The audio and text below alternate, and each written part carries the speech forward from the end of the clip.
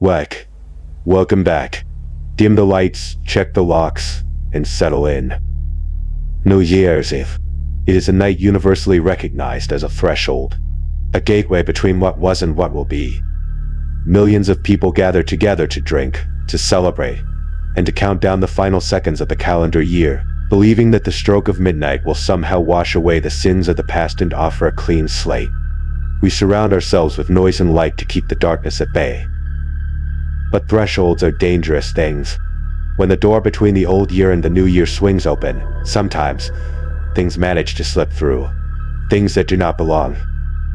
Tonight, we are going to explore 3 distinct accounts centered around that exact night. 3 different stories from people who found themselves standing on the edge of the new year, only to look into the dark and realize something terrifying was looking back. Take a deep breath. Wait, let's begin.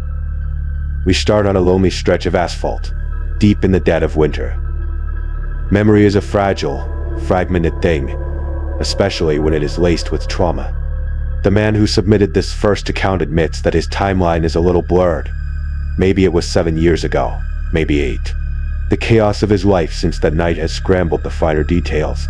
But the core of the event, light, the visceral, blood-freezing reality of what happened. Light, that is etched into his mind forever. It was New Year's Eve. He and his girlfriend at the time, a woman named Duda, were making the long trek home from a holiday party. It was a last-minute invitation to a friend's house, which meant all the couches and spare beds had already been claimed. Exhausted, freezing, and out of options, they were forced to make the drive back to Duda's place. It was well past midnight. You do not need me to tell you that navigating the roads in the early hours of New Year's Day is a gamble. The world is full of intoxicated drivers, reckless decisions, and tragedy waiting to happen. But they had no choice. The drive was slated to take roughly 30 minutes. The world outside the windshield was a frozen wasteland. It had snowed heavily earlier in the afternoon, leaving the empty streets slicked with a treacherous, invisible layer of black ice. The absolute desolation of the road was the only saving grace. There was no oncoming traffic to dodge. Inside the car, the heater was roaring, fighting back the bitter cold pressing against the glass. Duda was slumped in the passenger seat, dead to the world, lulled into a deep sleep by the hum of the engine. The narrator had a random rock playlist turned up loud, gripping the steering wheel, fighting the heavy pull of exhaustion behind his own eyes. The rhythmic swish of the windshield wipers was hypnotic. They were perhaps 10 minutes away from the safety of Duda's apartment. Light. The nightmare began. There is no elegant way to describe the sudden, violent intrusion of the impossible into everyday life. 1 second, the headlights were illuminating nothing but an empty, snow-dusted road. The next second, a figure materialized in the high beams. It was a woman. She was not crossing the street. She was not walking along the shoulder. She was standing dead center, in the middle of his lane. Her body was squared up, facing the approaching vehicle directly, completely motionless. It looked exactly as though she had been waiting for them. The human brain is not wired to process this kind of anomaly at 60 miles per hour. For a fraction of a second, his mind simply rejected the image, but his foot reacted before his conscious thought caught up, slamming down on the brake pedal. As the car began to skid, the headlights washed fully over her. He saw her hands. Specifically, he saw what she was holding down by her side. It was a knife. Not a pocket knife, not a switchblade. It was a massive, heavy kitchen knife, the kind of blade designed to cleave through bone and muscle. And then, he saw her face. It was a mask of absolute, deranged fury. Her features were twisted, her mouth stretched wide open in a silent, agonizing scream, tears streaming down her face. It was a sickening, unnatural expression. Adrenaline flooded his system. In a desperate bid to save both of their lives, he violently cranked the steering wheel to the right, aiming for the empty shoulder. But, as the nose of the car veered away, The woman did not flinch. She did not jump out of the way. She lunged at the car. He didn't see the impact, but he heard it. Over the blaring rock music, over the screech of the tires, he heard the sickening, heavy thud of the knife blade striking the metal of the car as they blew past her. She had actively swung the weapon at the driver's side door. The violent swerve, combined with the treacherous sheet of ice coating the asphalt, was a recipe for disaster. The tires completely lost their grip. The heavy vehicle became an uncontrolled projectile, spinning wildly into the dark. The world blurred into a chaotic smear of white snow and black night. Duda jolted awake, instantly hysterical, her screams filling the cabin. The narrator was White K and UC clinged the steering wheel, but it was useless. Physics had taken over. The car spun a violent, dizzying 180 degrees before finally slamming to a violent halt on the shoulder of the road. For a second, there was nothing but the sound of their own rag breathing and the idling engine. They were alive. They hadn't hit a tree. They hadn't rolled. But then, the narrator looked up through the windshield. Because the car had spun completely around, they were now facing the exact direction they had just come from. His headlights were piercing the darkness, illuminating the road behind them. And standing roughly 30 feet away, bathed in the harsh halogen light, was the woman. She was still clutching the massive knife, and she was moving toward them. She was limping heavily, dragging one leg behind her as if it were broken or severely injured. But she was closing the distance with terrifying determination. The silent scream she had warned earlier was no longer silent. She was shrieking. It wasn't words. It wasn't language. It was a guttural, raw, animalistic roaring that echoed over the frozen landscape. Judah was screaming at him, practically clawing at his arm, begging him to drive, to do something, to get them out of there. But he was paralyzed. The sheer, overwhelming terror of the sight had short-circuited his nervous system. He watched her lurch closer. Her clothes were filthy, shredded in places, hanging off her frame. Her hair was a wild, matted tangle of grease and dirt, but the most horrifying detail was her eyes. Even from a distance, he could see there was absolutely no human recognition in them. Whether it was severe psychosis, a catastrophic drug trip, or something entirely unexplainable, the entity behind those eyes was gone. She looked like a reanimated corpse striding itself across the pavement. 15 feet. She was only 15 feet away when the paralysis finally broke. His survival instincts roared to life. He slammed the gearshift into drive and stomped the accelerator to the floor. The engine howled. For one agonizing, heart-stopping second, the tires just spun uselessly on the black ice, whining against the frozen pavement. Then they caught. The car lunged forward.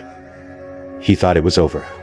He thought the sudden acceleration would leave her in the dust. He was wrong. To this day, he cannot explain how a woman dragging a shattered leg moved with such explosive speed. 1 second she was in the road, and the next, there was a deafening, metallic crash. She threw her entire body onto the hood of the moving car. The vehicle violently shuddered under her weight. Duda's screams reached a deafening, hysterical pitch. The narrator was cursing wildly, blinded by panic. The woman was splayed across the hood. Her left hand found purchase near the windshield wipers, gripping the metal with impossible strength. In her right hand, the massive kitchen knife rose into the air. Smash! She brought the heavy blade down directly into the windshield glass. Smash! Smash! Over and over again, the metal blade hacked into the safety glass, sending a spitterbear of cracks shooting across the narrator's field of vision. She was trying to break through. She was trying to butcher them inside the moving vehicle. He couldn't see the road. He couldn't think. Pure, blind panic took the wheel. He began to yank the steering wheel violently left and right, swerving the heavy car across the icy lanes in a desperate attempt to throw her off. The woman slid back and forth across the slick, freezing metal of the hood, but her grip held. She continued to scream that wordless, demonic sound. Her face was pressed mere inches from the shattered windshield, and through the cracked glass, she locked eyes with the narrator. She stared directly into his soul as she tried to kill him. He swerved a third time. Light. Then a fourth, throwing the car hard to the right. Finally, the physics were too much that her grip broke. He watched in the rearview mirror as she tumbled off the side of the hood. She hit the frozen pavement with a brutal, sickening impact, her body rolling violently before sliding lifelessly onto the snowy shoulder. The car fish-tailed, nearly spinning out again, but he fought the wheel, eventually wrestling the vehicle back under control. He kept driving, his heart threatening to hammer its way out of his ribcage.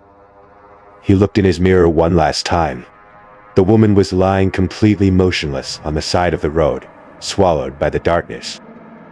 A terrible, heavy silence fell over the car. Despite the sheer, unadulterated horror he had just survived, human morality began to creep back and he took his foot off the gas. He told Duda they needed to stop. He told her they needed to call the police, to call an ambulance. He reasoned that the woman was clearly suffering from a severe mental break. She needed help. And worse, he might have just killed her. Duda snapped. She grabbed his arm, her grip painful, and aggressively shut the idea down. She was shaking, but her voice was cold and commanding. She demanded that he keep driving. She insisted that it was not their problem, that they could not get involved. She reminded him that they had been drinking at the party. She told him that if the cops showed up, they would smell the alcohol, they would see a dead body, and they would not believe the story about a knife-wielding maniac. She convinced him that stopping meant throwing his own life away. Looking back now with years of clarity, he realizes how flawed her logic was.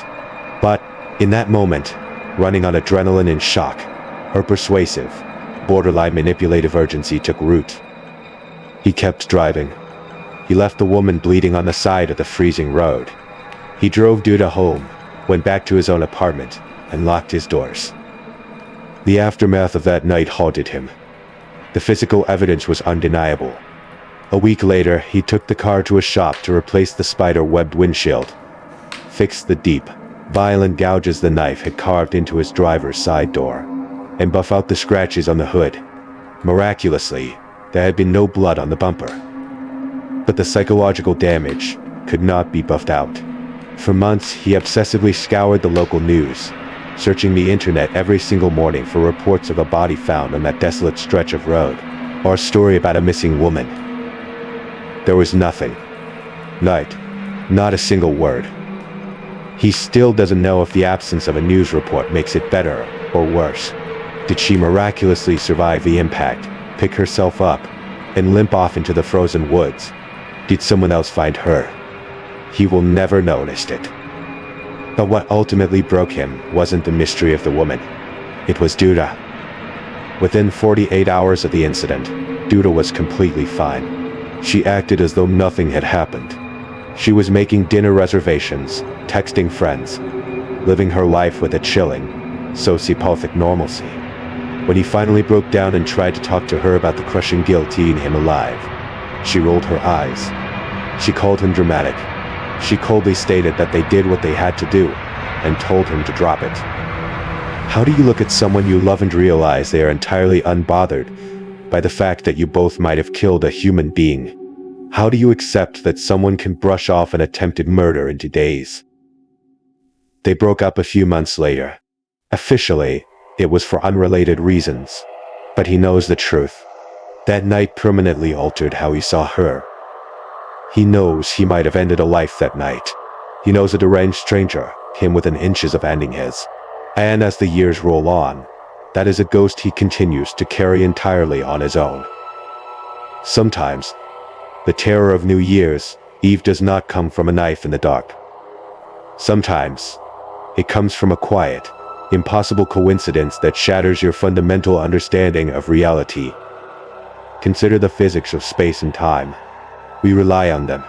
We trust that a person cannot be in two places at once. We trust that the linear progression of hours and minutes is an unbreakable law of the universe. But what happens when that law is broken? Our next narrator attended the University of California, Berkeley, for his undergraduate degree. While there, he formed a deep, lasting friendship with a student from Hong Kong named Guo, though everyone just called him Garrett. Garrett was brilliant, a computer science major with a mind for numbers, logic, and undeniable facts. After graduation, the two friends went their separate ways. The narrator moved across the country to the bustling heart of New York City to build his career. Garrett returned home to Hong Kong. Despite the massive geographical distance, they remained close, visiting each other once or twice a year, navigating the complexities of their late 20s as successful, single professionals. This brings us to last New Year's Eve. To understand the sheer impossibility of what is about to unfold, you must firmly grasp the time difference. Hong Kong is exactly 13 hours ahead of New York City. When the clock strikes midnight in Hong Kong and the fireworks explode over Victoria Harbor, it is only 11. 0 a.m. on the morning of December 31st in New York. Garrett, living in Hong Kong, celebrated the turning of the year, went to a party, and lived out his New Year's Eve a full half day before his friend in America even put on a jacket. 12 hours later, the narrator was preparing for his own night out. He met up with two of his closest friends, Ryland and Dory, in Manhattan. They started the evening with drinks at an apartment before catching a cab over the bridge to a relatively upscale rooftop party in Williamsburg, Brooklyn. The party was loud, crowded, and vibrant. Around 11:30 p.m., with 30 minutes left in the year, the narrator was standing near the makeshift bar when a woman caught his eye. She was standing alone, radiating a strange, magnetic energy. On a whim, he approached her and introduced himself. The connection was instantaneous. She was incredibly charismatic, funny, engaging, and remarkably easy to talk to. Within 5 minutes of meeting, she grabbed his hand and pulled him into the crowded dance floor. He asked her name over the heavy bass of the music. Maitrier, she said. He blinked, unfamiliar with the name, and asked her to repeat it. She laughed a bright, genuine sound, and told him that everyone just calls her Maitri because that's exactly how it sounds phonetically. He found the interaction incredibly charming.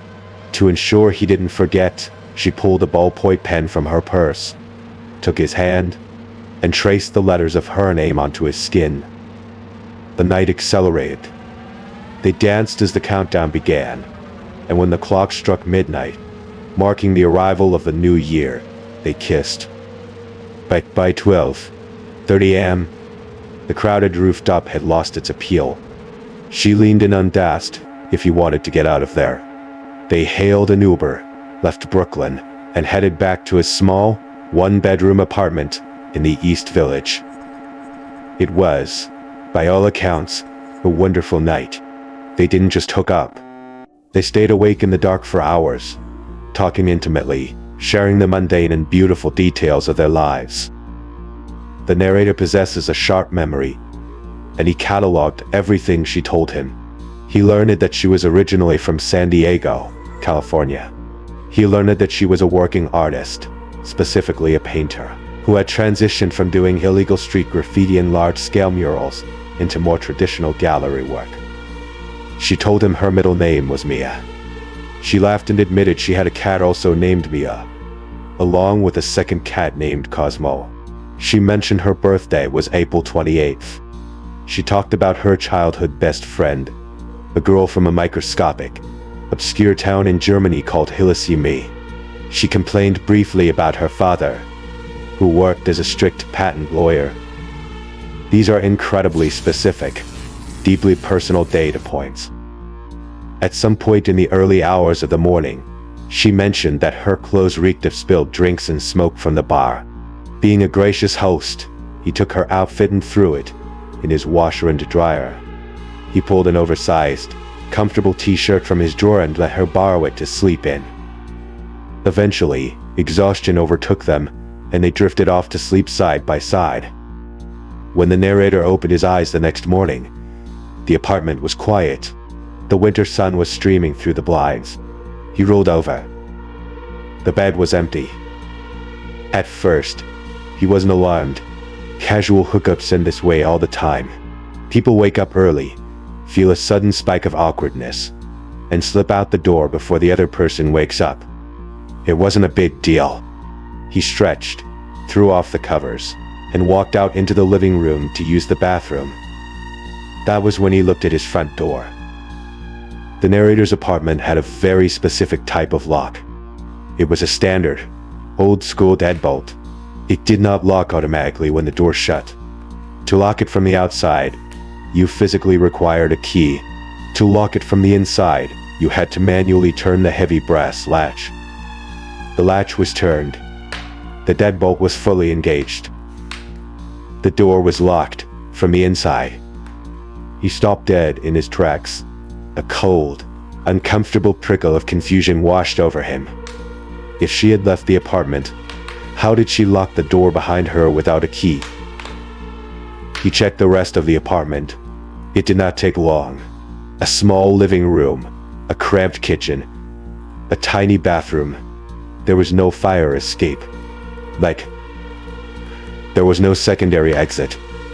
The windows were older, New York City fixtures, painted shut at the top and blocked by heavy metal security bars that prevented them from opening more than 3 inches. He looked in the kitchen. He opened the bathroom door. He even felt a wave of foolishness as he slid open his closet doors, half expecting her to jump out and scare him as a prank. She was not there. The apartment was entirely empty. The impossibility of the situation began to squeeze his lungs. He walked over to the laundry closet and opened the dryer. Her clothes were gone. He looked around the bedroom. The t-shirt he had lent her to sleep in was also gone. He began to pace the hardwood floor, his mind desperately grasping for a rational explanation. Had he imagined the entire night? Was it a bizarre, hyper-realistic alcohol-induced hallucination? No. He remembered the smell of her perfume. He remembered the specific timbre of her laugh. He remembered the ink from the pen she used to write on his hand. And yet, he was standing in a locked box, and she had vanished into thin air. He had no phone number, no social media handle, no way to contact her. He spent the entirety of New Year's Day trapped in a loop of his own thoughts. He sat on his couch, repeatedly listing the details she had told him, cementing them in his memory, terrified that if he forgot them, the night would truly become a delusion. San Diego, painter, graffiti, middle name Mia, cats Mia and Cosmo, April 28th, Hillersheim, Germany, patent lawyer dad. Late that afternoon, a strange, unexplainable urge washed over him. He felt an intense, burning compulsion to call Garrett in Hong Kong. He didn't know why. He didn't have anything specific he planned to say. It was just a gut instinct. He dialed the international number. Garrett answered. They exchanged the usual pleasantries, discussing their respective holidays. But Garrett sounded distracted. He sounded incredibly subdued. The narrator finally stopped and asked his friend what was wrong. Garrett let out a heavy sigh. He confessed that he had met an incredible girl the night before at a New Year's Eve party in Hong Kong. They had an amazing connection. She had come back to his apartment, and they had spent the night together. But when he woke up that morning, she was gone. She had slipped out without leaving a number, without saying goodbye, and he was genuinely crushed by it. The narrator chuckled, relieved by the mundane similarity of their situations. He told Garrett that the exact same thing had just happened to him in New York. Garrett paused. Then, he spoke the words that would shatter the narrator's reality forever. Garrett said, "Yeah, man. Her name was Maitre Yi. She told me to pronounce it like, my tree." A wave of absolute, freezing terror cascaded down the narrator's spine. Like, the air in his apartment suddenly felt thin. He gripped the phone tighter, his knuckles turning white, his voice trembling. He demanded that Garrett describe her. Garrett, confused by the sudden intensity, began to list the things she had told him in the dark. She said her birthday was April 28th. Garrett said over the static of the international line. She's an American from San Diego. She's an artist that used to do graffiti. The narrator couldn't let him finish it. He interrupted, practically shouting into the receiver. Did she have a cat named Mia? The line went dead silent. The silence stretched for 10 agonizing seconds. Finally, Garrett's voice came back, barely above a whisper. Like, yes, she has two, Mia and Cosmo. For the next 15 minutes, two grown men, separated by 8,000 miles and a massive ocean, sat on the phone and listed the exact same hyper-specific details about the woman they had both slept with the night before. Every single detail matched. The middle name, the best friend from Hillesheim, the patent lawyer father. It was a flawless, terrifying mirror image. Then, Garrett delivered the final, devastating piece of evidence. Unlike the narrator, Garrett had taken his phone out at the party in Hong Kong. He had taken a selfie with her. He sent the picture to the narrator's phone. Light. The narrator opened the message. Staring back at him from the screen, smiling brightly next to Garrett, was the exact same woman who had been in his bed in New York City. He was 100%, unequivocally certain. Then, the true horror of the timeline set in. What? Garrett met this woman at a party in Hong Kong at 11. What? 0 p.m. on December 31st, Hong Kong time. The narrator met this woman at a party in Brooklyn at 11:30 p.m. on December 31st, New York time. Because of the 13-hour time difference, those two events occurred roughly 12.5 hours apart. A direct, non-stop commercial flight from Hong Kong to John F. Kennedy International Airport takes an absolute minimum of 15 to 16 hours. Factoring in travel to the airport, security, boarding, and travel from JFK to a rooftop party in Williamsburg, the journey requires nearly an entire day. Even if this woman had sprinted out of Garrett's apartment in Hong Kong at the crack of dawn, chartered a supersonic private jet, and flown directly to Brooklyn, the physics simply do not align. It is a literal, geographical impossibility for her to have been in both locations at those specific times. And even if you entirely ignore the impossibility of the travel time, how did she know to go to that specific party in Brooklyn? How did she magically gravitate directly toward the narrator, Garrett's best friend?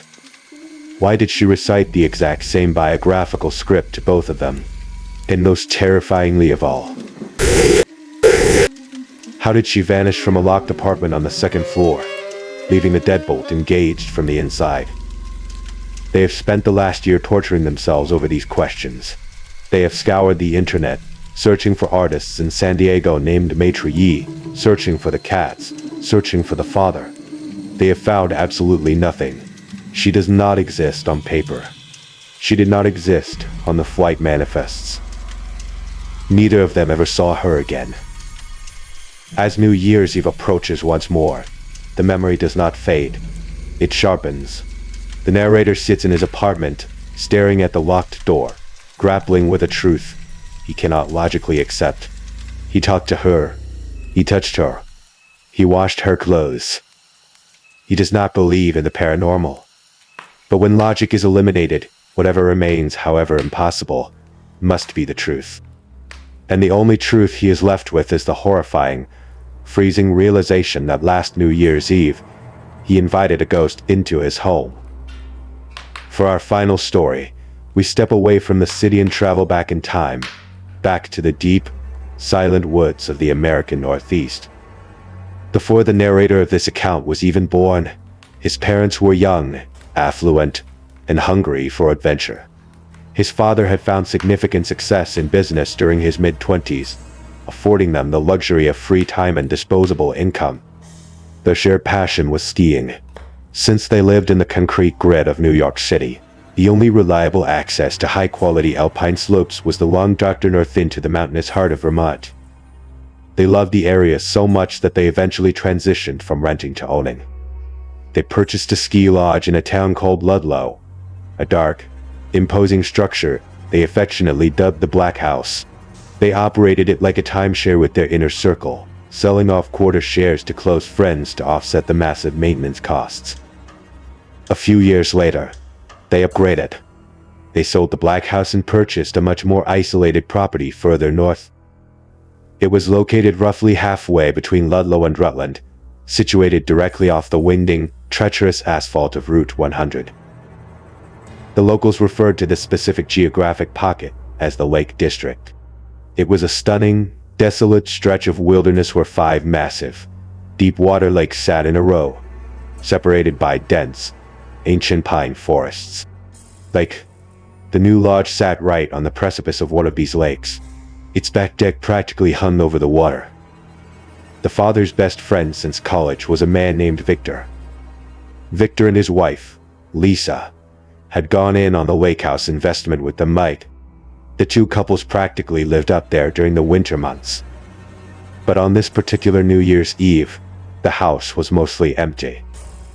The narrator's mother and Victor's wife, Lisa, had traveled out of state to attend a friend's winter wedding. Left to their own devices, the narrator's father and Victor decided to head up to the Vermont Lodge to ring in the new year like a pair of bachelors. Just 2 old friends, a roaring fireplace, and a case of good beer.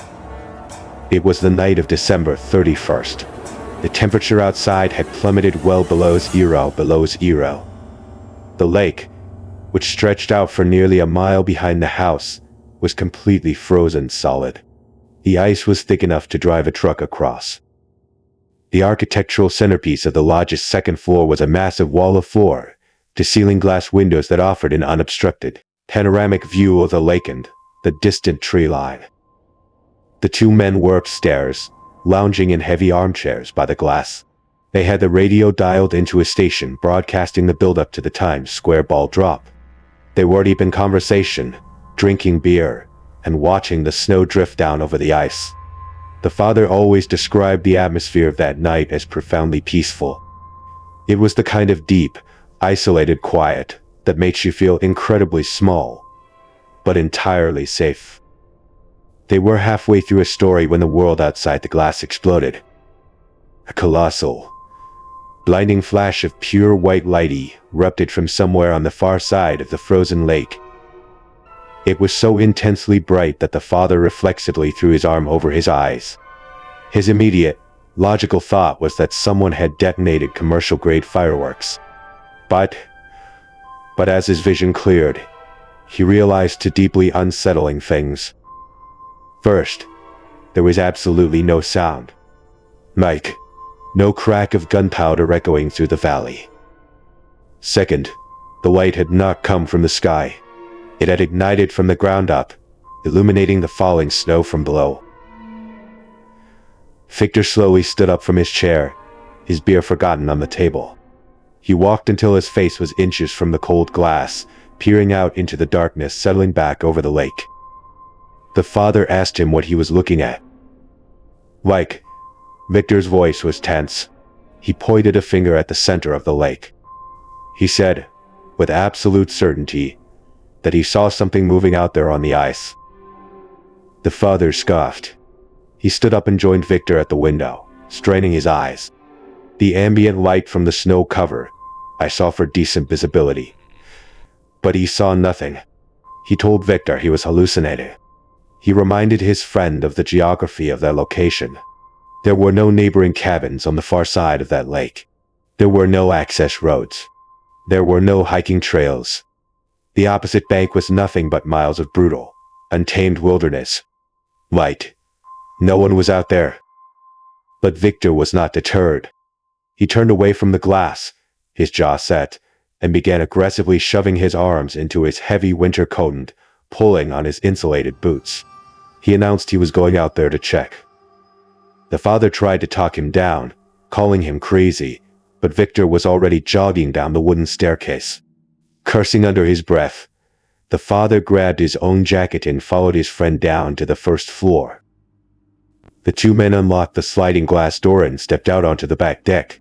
The biting wind hit them immediately, stealing the breath from their lungs.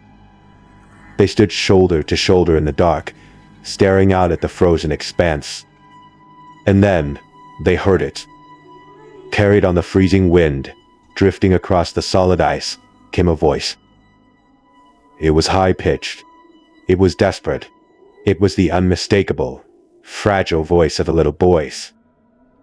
He was screaming, "Help!" over and over again. "Help!" The father felt his stomach drop into his boots. It wasn't an animal. It wasn't the wind groaning through the trees. It was a human child, alone, in sub-zero temperatures, standing somewhere in the middle of a frozen lake at midnight. All hesitation vanished. The men didn't stop to grab flashlights. They didn't stop to think about the danger. They vaulted over the wooden railing of the deck and hit the snow-covered ice at a dead run. Like, their boots crunched loudly in the silent night as they pushed toward the center of the lake. The voice was getting closer, still crying out into the dark. As they closed the distance, their eyes adjusted before that might. Roughly 30 yards ahead of them, standing perfectly still on the flat expanse of white ice, was a figure. It was incredibly small, the silhouette of a child, standing completely alone. The father opened his mouth to shout, to tell the boy that they were coming, that he was safe. He never got the words out. The second blinding flash detonated. It was infinitely brighter than the first. It was a searing, magnesium-white explosion of light that seemed to swallow the entire world. It was so intense, so physically agonizing to look at, that the father cried out, threw his hands over his face, and dropped heavily to his knees on the hard ice. The world went pitch black behind his eyelids. He stayed kneeling for several agonizing seconds, his retinas burning, waiting for the thunderous boom that surely had to follow a light of that magnitude. But the silence remained absolute. Slowly, painfully, he lowered his hands and forced his eyes open. He blinked away the purple spots dancing in his vision. He looked up, expecting to see Victor, expecting to see the frightened child standing in the snow. The ice was empty. There was no child.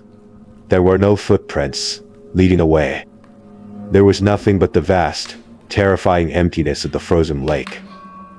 The protective instincts that had driven them out onto the ice instantly evaporated, replaced by a cold, primal, suffocating terror. Like, this was not a rescue mission. Something was deeply, horrifically wrong. Like, the father scrambled to his feet. He looked at Victor, whose face was pale and slick with panic sweat.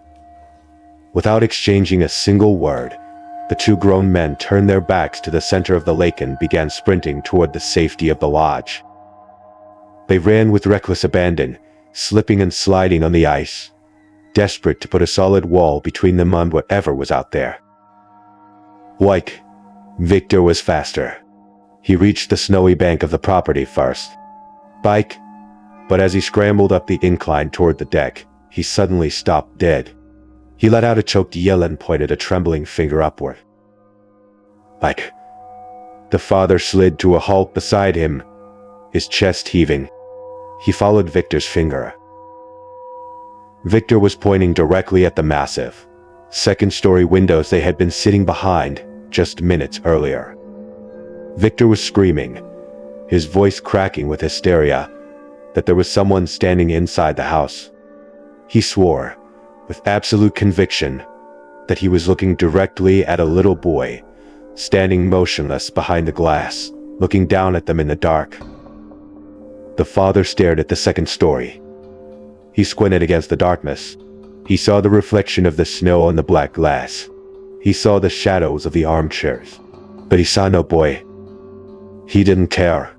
He didn't want to debate what Victor was seeing. He just wanted a weapon, and he wanted the door locked. They scrambled up the deck, burst through the sliding glass doors, and immediately deadbolted the lock. Breathing heavily, they armed themselves.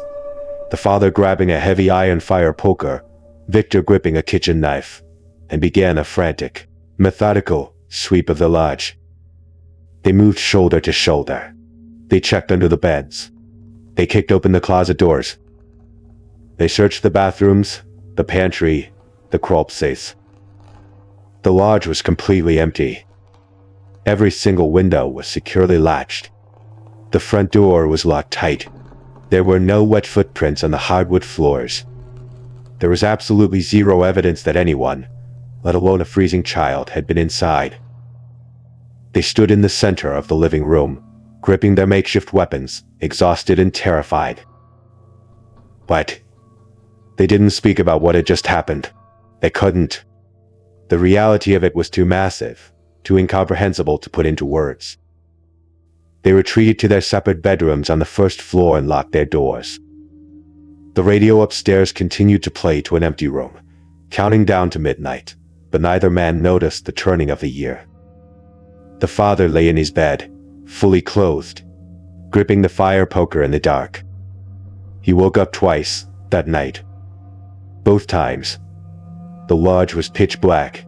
Both times, he lay perfectly still, holding his breath, listening to the absolute silence of the Vermont woods. And both times, echoing through the floorboards from somewhere deep inside the walls of the house, he distinctly heard the bright, unmistakable sound of a little boy laughing.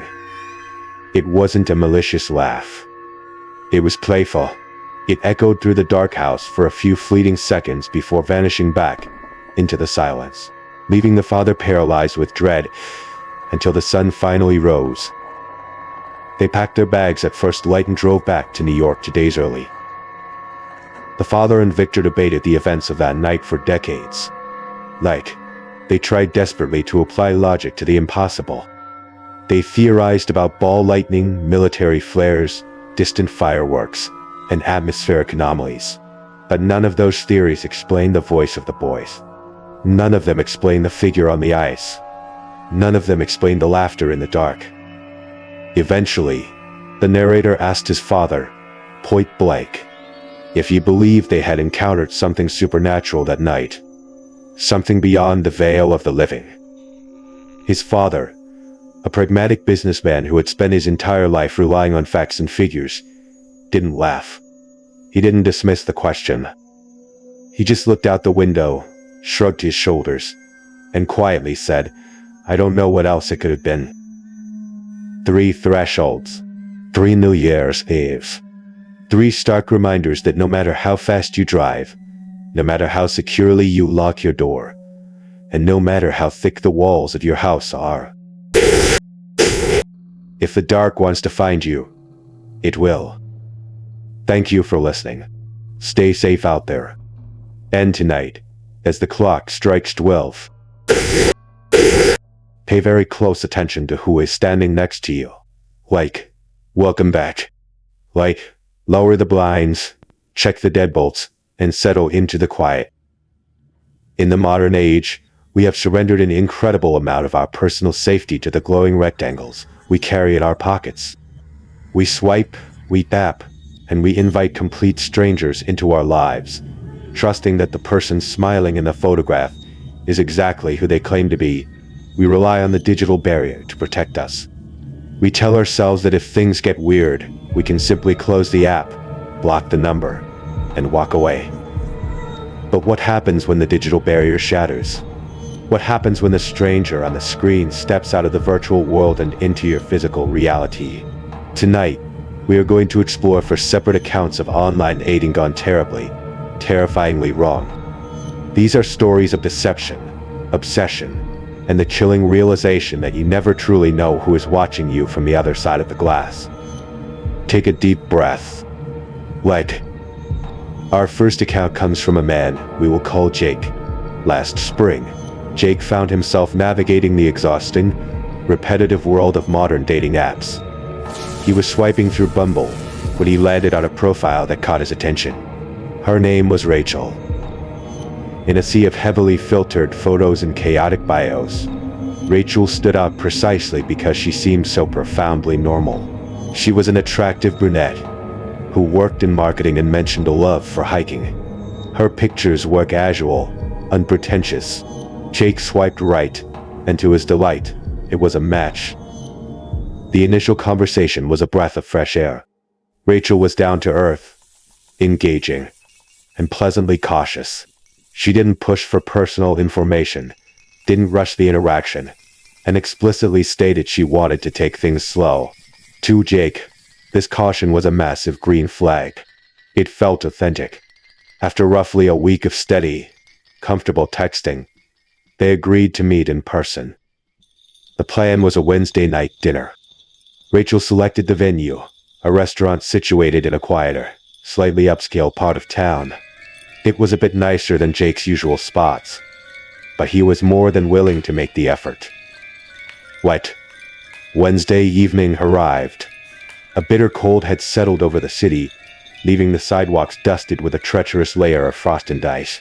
Jake parked his car, pulled his coat tight against the chill, and approached the glowing warmth of the restaurant. He pulled out his phone and sent Rachel a quick text. Just parked.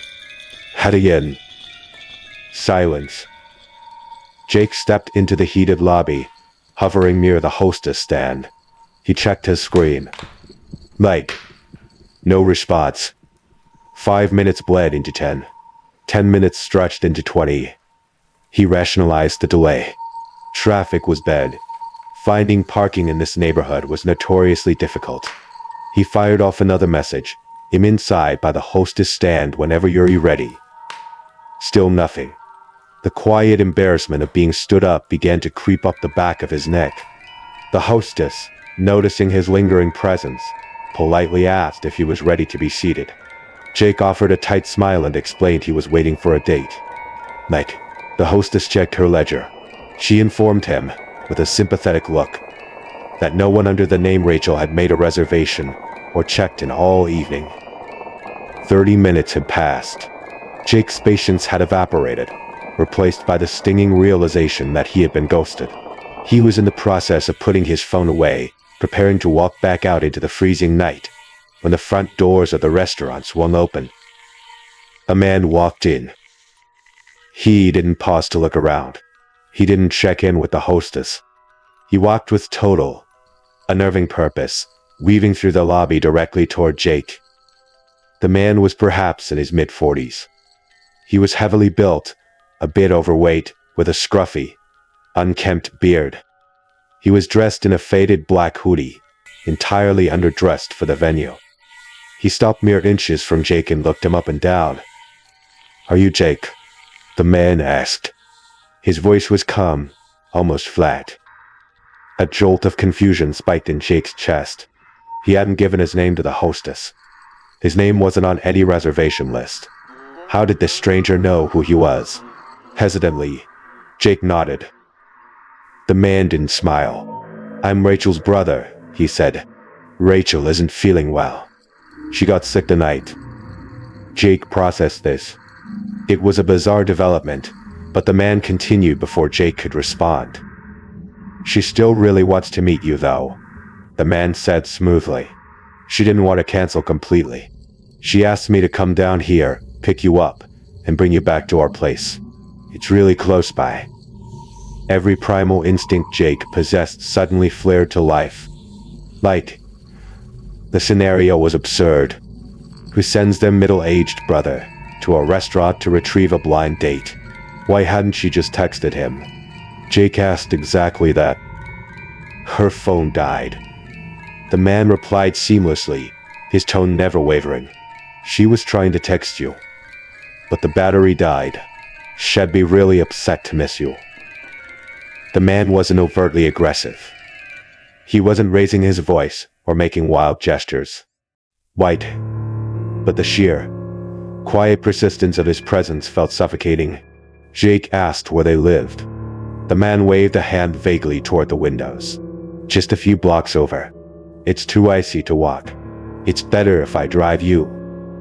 Jake stood frozen in the lobby, a war raging in his mind. Societal conditioning is a powerful force. We are taught to be polite, to be accommodating, to avoid causing a scene. A tiny, nagging voice in his head whispered that maybe Rachel truly was sick. Maybe she was embarrassed, and refusing to go would make him look like an unsympathetic jerk. But a much louder, deeper voice, the voice of pure survival, was screaming at him to run. Nothing about this was right. Jake forced a polite tone. He declined the ride, stating he was fine walking, and asked for the address, so he could meet them there. The man's demeanor shifted. The faux politeness cracked. "It would be better if I just showed you," he insisted, his voice dropping half an octave. That was the breaking point. The icy dread in Jake's stomach solidified. He shook his head, told the man he'd rather just reschedule the date, and took a step toward the exit. The man moved laterally, stepping directly into Jake's path. It wasn't a violent lunge, but it was a calculated physical block. He stood between Jake and the glass doors. "Rachel is going to be very upset," the man said softly, staring dead into Jake's eyes. "She specifically asked me to bring you." The air in the lobby felt incredibly thin. Jake stood his ground, maintaining eye contact, and firmly stated that he would text Rachel later. He waited. For 3 agonizing seconds, the man in the hoodie just stared at him, his eyes completely dead. Then, he slowly stepped aside. "Have a good night," he murmured. It didn't sound like a farewell. It sounded like a threat. Jake didn't look back. He pushed through the doors, hit the freezing air, and power walked to his car. He scrambled inside, slammed the door, and instantly hit the lock button. His hands were shaking as he jammed the key into the ignition. As he threw the car into reverse and backed out of the space, he looked toward the restaurant. The man in the black hoodie was standing outside on the sidewalk, entirely unfazed by the cold. His hands shook deep into his pockets, watching Jake's car drive away into the night. Jake drove home, desperately hoping that the bizarre encounter was over. He locked the deadbolt of his apartment and tried to shake off the lingering paranoia. At 11:0 p.m., his phone vibrated on the coffee table. It was a notification from the Bumble app, a message from Rachel. Why didn't you come?" Jake frowned. He typed back quickly, his thumbs flying across the glass screen. He explained that her brother had showed up at the restaurant, claimed she was sick, and tried to get him into his car. The response from Rachel was instantaneous. "I don't have a brother." Jake's blood ran cold. The phone felt heavy in his hands. He rapidly typed out a play-by-play of the entire terrifying encounter in the lobby. He hit send. He waited for her shock. He waited for her confusion. He received absolute silence. She never responded. Exhausted and thoroughly creeped out, Jake tried to force himself to sleep. But at 1:0 a.m., the digital nightmare began. His phone screen lit up the dark bedroom. It was an automated security alert. Someone was attempting to log into his personal email. Before he could even open the notification, a second alert triggered. Someone was trying to breach his banking application. Seconds later, a third alert, an unauthorized login attempt on his Instagram account. It was a coordinated, rapid-fire cyber attack. Panic seized him. He spent the next hour frantically changing every password he owned, enabling two-factor authentication, and locking down his digital life. At that moment, his brain, exhausted by fear, didn't fully connect the hacking attempt to the failed date. The next morning, the connection became undeniable. Jake opened Bumble to check his messages. Rachel's profile was gone. It wasn't just unmatched.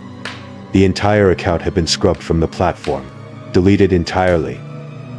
But at noon, a text message arrived from an unknown, out-of-state number. "You should have come with me." Jake stared at the glowing letters, a wave of nausea washing over him. He showed the message to his roommate, who immediately advised him to block the number and report it as spam. Jake did exactly that. But the sender wasn't deterred. Over the next few hours, a barrage of text messages flooded his phone, each originating from a different area code. The messages were short, vague, and dripping with malice. "We saw you. Next time, don't waste my time. You made it harder for yourself." And then, the message that truly shattered his sense of safety arrived. It didn't use his Bumble nickname.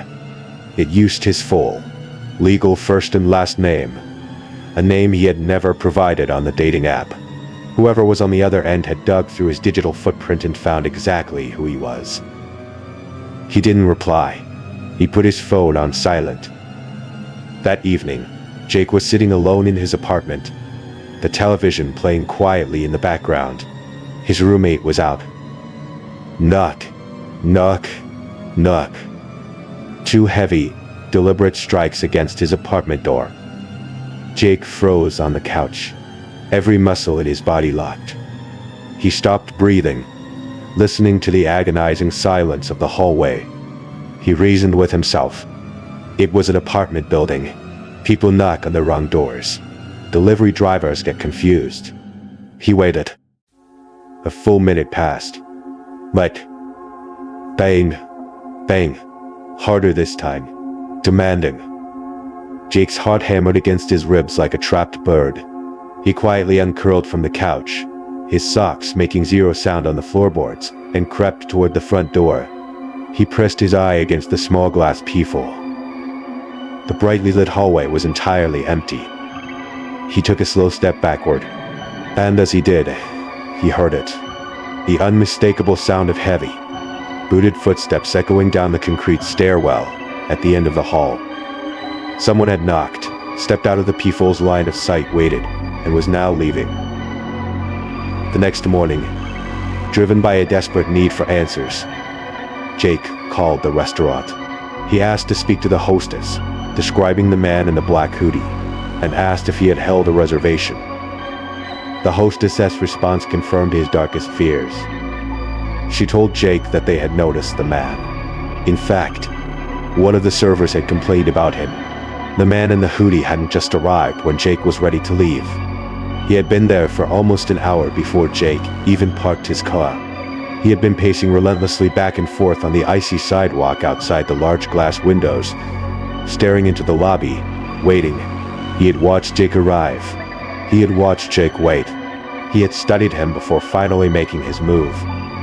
Jake felt physically ill. He hung up the phone.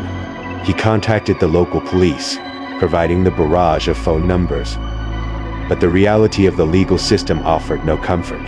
Without a physical assault or a direct, actionable threat of violence, the police hands were tied. It wasn't technically a crime to be creepy. Jake took extreme measures. He deleted every dating app on his phone. He contacted his carrier and changed his phone number. He changed every password he possessed. For a week, the silence returned. Jake began to convince himself that the storm had passed. The stalker had grown bored and moved on. Then came trash day. It was late in the evening. Jake carried a plastic garbage bag down the back stairwell of his building and out into the dark, secluded alleyway where the dumpsters were kept. The air was cold and biting. He lifted the heavy plastic lid and threw the bag inside. As he lowered the lid, his eyes caught something white. Tucked neatly underneath the metal handle of the dumpster, right where his hand had just been, was a folded piece of printer paper. His name was written on the outside in stark black ink. With trembling fingers, Jake unfolded the paper. It was a photograph, a printed, full-color photograph of Jake himself. He was standing in the brightly lit lobby of the restaurant on the night of the failed date. His head was down, illuminated by the glow of his smartphone. But it wasn't a selfie. The picture had been taken from outside, through the heavy glass windows of the restaurant. The angle was unmistakable.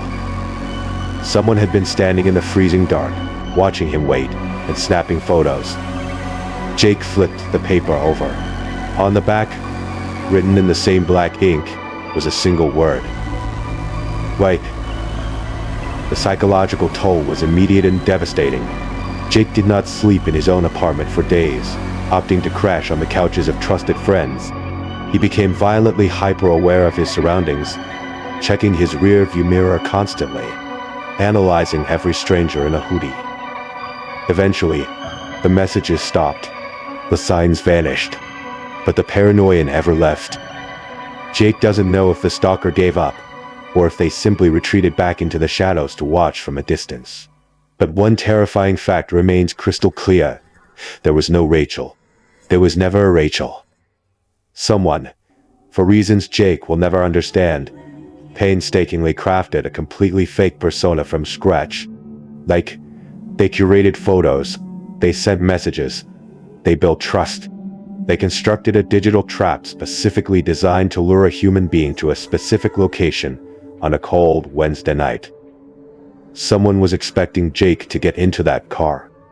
And if he hadn't trusted the sudden, icy drop in his stomach, like, Jake knows with absolute certainty that he would have disappeared that night. We tell ourselves that we learn from the mistakes of others. We believe that if we just employ common sense, we can navigate the treacherous waters of online dating safely. But the predators who use these apps are constantly adapting. They don't always rely on complex, long-term manipulation. Sometimes, they rely on brute force and the element of surprise. Our second story revolves around a 30-year-old man who, after years of avoiding the online dating scene, finally decided he was tired of being single. He downloaded Hinge, hoping to find a genuine connection. After a few days of swiping, his phone chimed with a notification. He had matched with a woman named Rebecca. Her profile was a masterclass in appearing perfectly normal. There were no red flags, no overly filtered images, no buzz or prompts. She had a photo of herself smiling at her workplace. There was a short, candid video of her laughing with friends while throwing darts at a crowded bar. There was a shot of her enjoying an outdoor concert, and a simple, unpretentious selfie. She looked authentic. She looked safe. He initiated the conversation, and it flowed effortlessly. They bonded over their respective careers, shared hobbies, and the mutual exhaustion of navigating their 30s. She was engaging and grounded.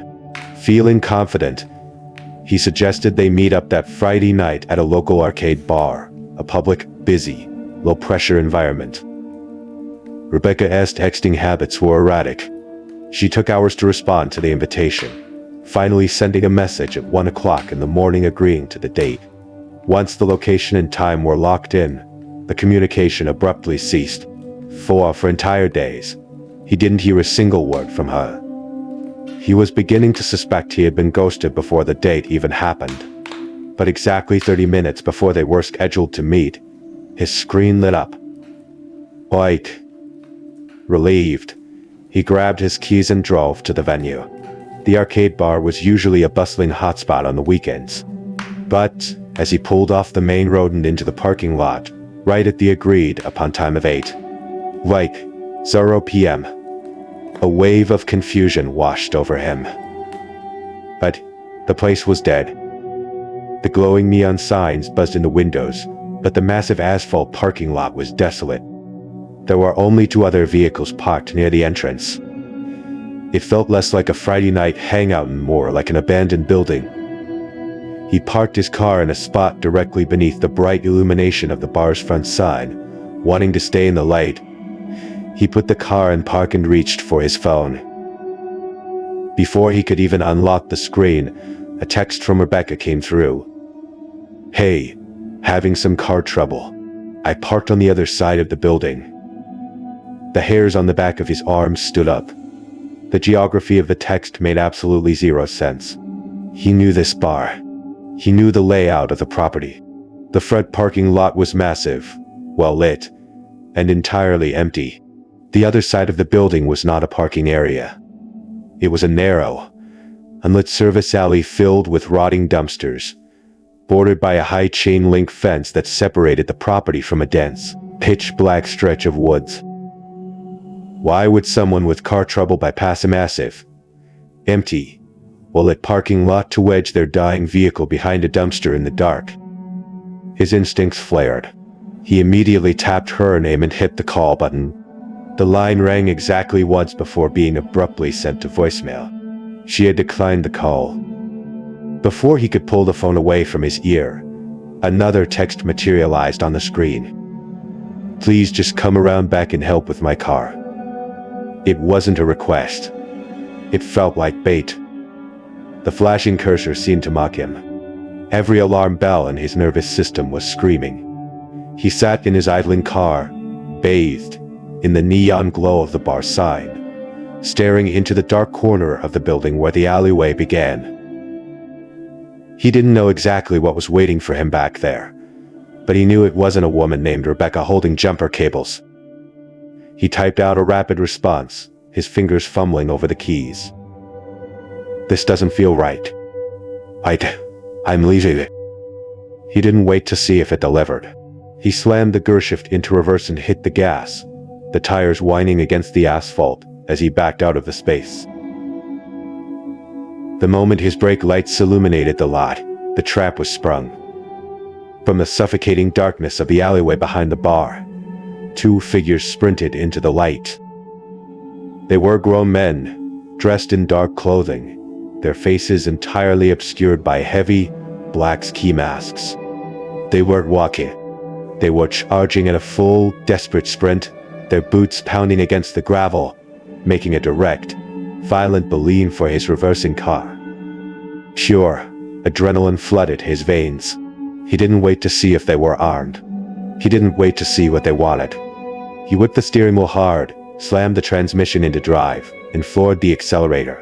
The engine roared as the car launched toward the exit, leaving the masked man's printing futilely in his rearview mirror. He drove with frantic, white-knuckled intensity, checking his mirrors constantly until he finally reached the safety of his apartment complex. It wasn't until he parked and walked around to the back of his vehicle that he realized how close he had come to being caught. Smashed deeply into the heavy metal of his trunk was a massive, jagged dent. In the chaos of his escape, his terrified brain hadn't even registered the sound of the impact. One of the masked men, realizing the prey was escaping, had hurled a heavy rock or a piece of concrete at the accelerating car with enough force to warp the steel frame. He immediately called the police, recounting the profile, the texts, and the ambush. The officers took the report, but their response was a frustrating dose of reality. Without a license plate, without identifying facial features, and with a burner phone profile, there was virtually nothing they could do. They promised to keep him posted if leads developed. He knew what that meant. The trail was already cold. He survived because he analyzed the environment. He survived because he questioned the logic of a text message. He survived because when the dark asked him to step out of the light, he chose to run. It is terrifying when the threat is a faceless stranger in a dark parking lot, but it is a profoundly different, more insidious type of horror when the threat is someone you have spent months inviting into your mind. Our third account takes us to the humid, suffocating environment of a crowded city in 2024. The narrator, we'll call her Marie, was trapped in the pressure cooker of her 20s. She was living in a cramped condominium with 3 friends, drowning under the colossal weight of an upcoming board exam. Her life was a relentless cycle of flashcards, practice tests, sleep deprivation, and caffeine. Looking for a temporary escape from the crushing anxiety of her studies, she turned to the digital world. That is where she met Michael. Michael was a welcome distraction. In the early days of their interaction, he was the perfect antidote to her stress. He was charming, funny, and possessed a calming, steady presence. He mastered the delicate rhythm of modern texting, replying fast enough to show interest, but never so fast that he appeared desperate. The texts quickly evolved into nightly phone calls. Like, Marie would lie on her thin condo mattress, staring at the ceiling, letting the rich timbre of his voice fill the dark room. Like, they talked for hours about their lives, their fears, their dreams. She was falling for the persona he was flawlessly projecting. But there was a glaring omission in their digital romance. Michael outright refused to show his face. Whenever she requested a video call, the excuses flowed with practiced tease. His phone had been stolen, he claimed, and the old laptop he was using didn't possess a functioning webcam. Like, Marie, blinded by the emotional connection and the exhaustion of her daily life, didn't push it. She accepted the lie. But soon, the red flags began to multiply, waving frantically in the digital breeze. The most disturbing shift was the sudden, jarring change in his demeanor whenever the conversation drifted toward intimacy. Out of nowhere, the polite, respectful Michael would evaporate, replaced by a demanding stranger, requesting explicit photographs. Marie was uncomfortable and firmly established her boundaries. She refused, every single time. But Michael didn't care about boundaries. He treated her refusals as mere obstacles to overcome. They would argue fiercely. He would push. She would shut him down, and he would retreat into a sullen, manipulative silence. Eventually, he would apologize, playing the role of the contrite boyfriend, only to launch the exact same demands the following night. It was an exhausting cycle of pressure and manipulation. Despite the growing pit of unease in her stomach, Marie still harbored hope. She wanted to meet him in person to validate the connection, to prove to herself that she hadn't wasted months of emotional energy on a phantom. But the physical meeting was always just out of reach. Every time she suggested a date, a new excuse materialized. He was sick. He was out of town. There was a family emergency. The promise was always soon, but soon never arrived. Her roommates, observing the emotional toll the relationship was taking, staged gentle interventions. They pointed out the absurd impossibility of a modern young man not having access to a single camera. They warned her that something was fundamentally wrong. Marie knew they were right, but the denial was a heavy shield to drop. Then December arrived. The holiday season brings out a desperate kind of hope in people. Fueled by that hope, Marie made a final, grand gesture. She invited Michael to come over, meet her family, and spend Christmas with them. To her absolute shock, he didn't deflect. He didn't make an excuse. He instantly, eagerly agreed. For a brief, shining moment, Maria let herself believe that the nightmare of suspicion was over. She envisioned a normal holiday, a normal boyfriend. The day before the scheduled meeting, her phone rang. She was sitting on the couch, surrounded by review materials. She answered, expecting him to confirm the travel details. Instead, she heard the sound of shaky, ragged breathing. Michael was crying. "Can we talk?" he whispered. The temperature in the room plummeted. The illusion fractured. It took him several agonizing minutes to choke out the words, but when he finally did, they hit Marie with the physical force of a blow to the chest. "I'm a catfish." The bottom fell out of her world. Through tears, he confessed to the entire, monstrous deception. The handsome photographs he had sent her were stolen from an Indonesian social media influencer. The name he gave her was fabricated. His career, his nationality, his entire history, all lies. Mary's head spun violently. A sickening wave of revulsion crawled across her skin. The man she had spent hundreds of hours talking to in the dark did not exist. And then, as if the psychological torture wasn't enough, he sent her a photograph of his actual face. He claimed he had told the truth about being 24 years old, but the man staring back at her from the screen looked haggard, aged, easily pushing his late 30s. In that horrible moment of clarity, every piece of the puzzle violently snapped into place. His aggressive demands for explicit photos, his vicious sulking, his absolute refusal to meet in public or turn on a camera. Knowing the true predatory nature of the man behind the screen made the memories of their intimate phone calls feel like a profound violation. Disgusted and shaking, Marie told him it was over. His sorrow instantly vanished, replaced by a toxic, venomous rage. The mask slipped completely. He lashed out, viciously attacking her character. He told her she was shallow, that she was just like every other girl, that she only cared about the handsome face in the stolen photos. He manipulated the narrative, painting himself as the tragic victim and Marie as the cruel villain. He raged. He apologized. He guilt-tripped. And then, he delivered the most unhinged request of the entire ordeal. He begged her to still let him come over for Christmas. He claimed he had already told his family he wasn't coming home, and he had nowhere else to go. It was a masterclass in emotional terrorism. Marie stared at the screen in absolute disbelief. The audacity was staggering. She didn't argue. She didn't engage. She muted the chat, blocked his numbers, and severed the digital cord day. She spent Christmas surrounded by the safety and warmth of her actual family, desperately trying to scrub the stain of his memory from her mind. For nearly a year, the silence held. Marie rebuilt her life.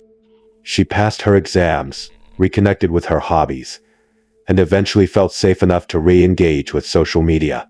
She began posting on Instagram again, sharing selfies, life updates, and photos of her cosplay creations. She was reclaiming her digital space. But she had overlooked one tiny, catastrophic detail. She had blocked his phone number, but in the chaotic fallout of the breakup, she had forgotten to remove him from her Instagram followers. One evening, after posting a harmless selfie and a behind-the-scenes video to her Instagram story, a notification popped up on her screen. White. One message request. She tapped the icon. The name made her blood run cold. It was him. Hey, how have you been?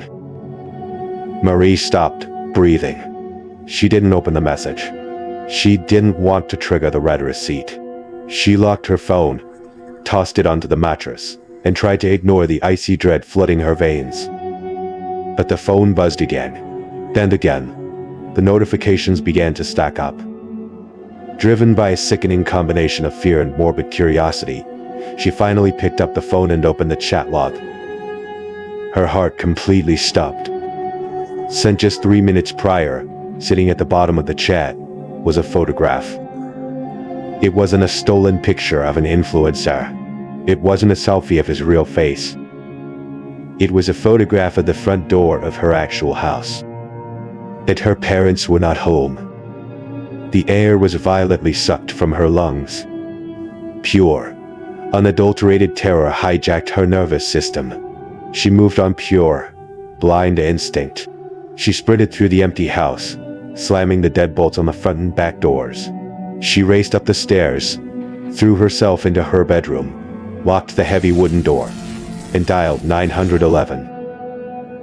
Her hands were shaking so violently, she could barely hold the phone to her ear. As the dispatcher answered, the silence of the house was shattered. Bang, bang, bang. Someone was hammering on the front door downstairs. That. Then came the voice.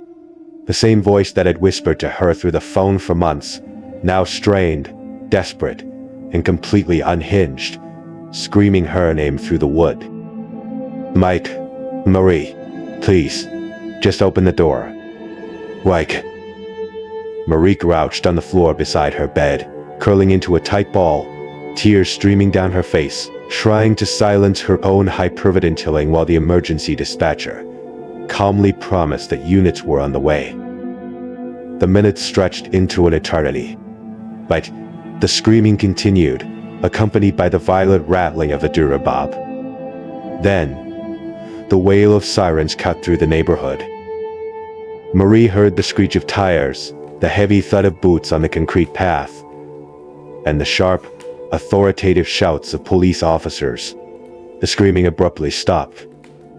A tense, agonizing silence fell over the property. Eventually, an officer knocked on her bedroom door, gently announcing that it was safe to come out. Marie unlocked the door, her entire body trembling. The officer's face was grim, devoid of any comforting warmth. He looked at her and delivered a sentence that will echo in her nightmares for the rest of her life. The man had not come to talk. When the police tackled him on her front porch, he was holding a knife. Marie grabbed the doorframe to keep her knees from buckling. A knife. The terrifying reality of the situation crushed her. Did he plan to force his way and unthreaten her? Did he plan to hurt himself in front of her as a final, twisted act of manipulation? Or did he plan to butcher her in her own living room? None of the answers offered peace. She confessed everything to her parents that night. The lies, the red flags, the entire digital nightmare. Beneath their understandable anger at her secrecy, there was only profound relief that they were not identifying her body in a morgue body. Michael went to jail. But the psychological scars remain. Marie learned the hardest lesson the digital age has to offer. Sometimes the monsters don't live under the bed. Sometimes they live in your phone. And sometimes they find out exactly where you sleep. Our final account proves that deception is not limited by gender, and the feeling of being hunted can happen to anyone. Scott was navigating the confusing, often demoralizing waters of newly single life. After the collapse of a 4-year relationship, he felt totally out of practice. He had lost his game. Looking for a serious connection rather than a casual hookup, he bypassed the superficial swiping apps and downloaded Hinge, acting on the recommendation of friends who praised it for finding quality people. Within a few days, the algorithm delivered. He matched with a woman named Jenna. Jenna was stunning. She had dark hair, an olive complexion, and a physique that clearly indicated she spent hours in the gym. The conversation sparked instantly. The banter was quick, engaging, and easy. After only 10 messages, Jenna pumped the brakes on the app. She complained about the clunky interface of Hinge and suggested they move the conversation to Instagram. It's a common request in online dating, so Scott didn't hesitate. He handed over his handle. Minutes later, a follow request popped up. The username was strange, Jenna followed by an X and a string of 3 A's. Scott tapped into the profile. The digital facade was thin, but effective. She had an impressive 2,000 followers, yet she only followed 200 accounts back. There were only 2 permanent posts on her grid, both high-quality mirror selfies showcasing her gym progress. Scott noted that the comment sections were flooded exclusively by men leaving thirsty emoji, IS and desperate compliments. There was a fresh story uploaded to her profile. Scott tapped it. Another gym mirror selfie. She looked great. He followed her back, and the direct messages immediately started flowing. The chemistry seemed real. They bonded over fitness routines and travel aspirations. The momentum was so strong that they threw caution to the wind and agreed to a spontaneous same-night meetup. Jenna claimed she was already in his town, running errands, so they set a time, 9:00 p.m. at a local, familiar bar. Scott knew the venue well. He was a semi-regular and was on a first-name basis with the bartending staff. Wanting to secure a good spot, he arrived early, pushing through the doors at 8:50 p.m. The bar was moderately busy, filled with the low hum of conversation and the clinking of glasses. Scott found 2 empty stools, situated slightly away from the main cluster of patrons. He took a seat, ordered an espresso martini from the familiar bartender, and pulled out his phone. He fired off a DM to Jenna, "I'm here, secured a spot. Take your time." While he sipped the bitter, cold cocktail, he decided to do a little more digging into her Instagram profile to pass the time. He clicked on her tagged photos section. It was completely empty. No friends had tagged her in group shots or birthday posts. He scrolled back through the comments on her pictures. His initial observation held true. Out of hundreds of comments, not a single one was written by a woman. It was an endless, echoing chamber of male validation. A tiny seed of doubt took root in his mind. Just as the suspicion began to blossom, the empty stool next to him was suddenly occupied. A man slid into the seat, uncomfortably close. He turned to Scott with an overly familiar, wide grin. "How you doing?" Scott offered a polite, non-committal nod and immediately looked back down at his phone, hoping the universal body language for do not disturb would be respected. It wasn't. The man leaned in, invading Scott's personal space. He asked Scott if he came to the bar often, claiming he recognized him. Scott finally looked at the intruder. The man was entirely unremarkable, yet deeply unsettling. He was hovering around 40 years old, carrying extra weight, with a graying, patchy beard that looked unwashed. He smelled of stale beer and desperation. Scott had never seen him before in his life. Scott gave a short, dismissive "yeah, sometimes," and tried to end the interaction. The man boldly thrust his hand forward. "I'm Rob," he said, demanding a handshake. Internally groaning, Scott briefly shook the clammy hand, introduced himself, and immediately tried to pivot his body away. At that exact moment, the bartender walked over to wipe down the counter in front of them. She looked at Rob, rolled her eyes slightly, and said, "Finally decided to get a drink, I see." The words hit Scott like a splash of ice water. Rob let out a weird, high-pitched, nervous chuckle. Scott's mind raced. Finally decided to get a drink. That meant Rob hadn't just walked through the front door. He had been lurking in the bar already, perhaps sitting in a booth or standing in a corner, nursing a water, waiting. And he had specifically chosen to walk over and sit directly next to Scott the moment he arrived. Scott's thumbs flew across his phone screen. He opened the DM with Jenna. "Help me. There's this weird older guy hitting on me at the bar." He meant it as a joke, a way to break the ice when she arrived. He hit send. The message instantly marked as seen. Jenna was actively looking at her phone. Scott watched the screen, waiting for the typing bubble to appear. Nothing happened. He sent a follow-up. "Are you almost here?" "Seem like..." Then, silence. The seed of doubt erupted into a full-blown panic. Scott backed out of the DMS and clicked on her following list. He rapidly scrolled through the 200 accounts she followed. Not a single female account. It was entirely composed of local men. The sickening realization washed over him. The profile wasn't just suspicious. It was a ghost. No women friends. No tagged photos. Ignoring messages while actively reading them. He was being catfished. Rob, completely oblivious or entirely apathetic to Scott's growing panic, continued to aggressively force conversation, his patchy beard inching closer as he spoke loudly over the ambient noise at the bar. Scott held up a finger, cutting the man off. "Wait.